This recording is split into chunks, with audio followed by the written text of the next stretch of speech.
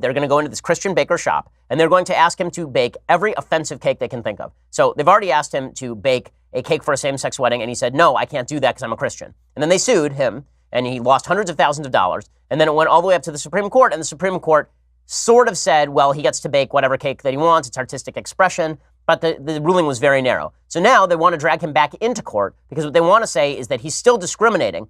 What the Supreme Court said in the first case is that he's not allowed to discriminate, but the state of Colorado also can't be discriminatory in how it applies the rules, and obviously they had animus for this particular guy. So what the people who are going after Jack Phillips now want to do is allow the state of Colorado to show no animus but punish Jack Phillips. So now they're doing the same thing.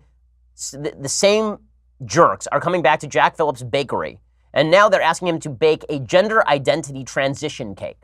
He's a religious Christian. And he says, no, I won't do that. So now the state of Colorado is cracking down on him again. This is a fascist mindset. You got to make people do what they don't want to do, or they're bad people. And this is the local news reporting on it. Colorado baker who won a victory in the Supreme Court when he refused to bake a cake for a gay couple on religious grounds has a new legal battle on his hands. The Colorado Civil Rights Commission recently ruled that Jack Phillips had discriminated against a transgender woman. They say Phillips refused to bake a cake for the woman who wanted one with blue frosting and a pink interior. The commission has made it clear that it is intent on punishing Jack Phillips. Other cake artists are allowed to decline messages that they don't want to communicate, but when Mr. Phillips does it, they come after him.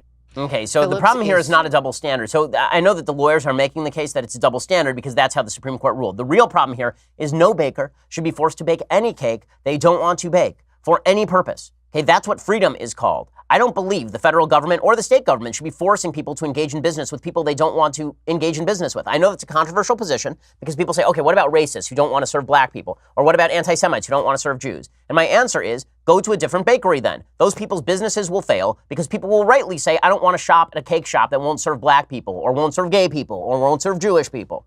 Okay, this is where the free market comes in. Freedom of choice involves allowing people to choose to do things you don't like.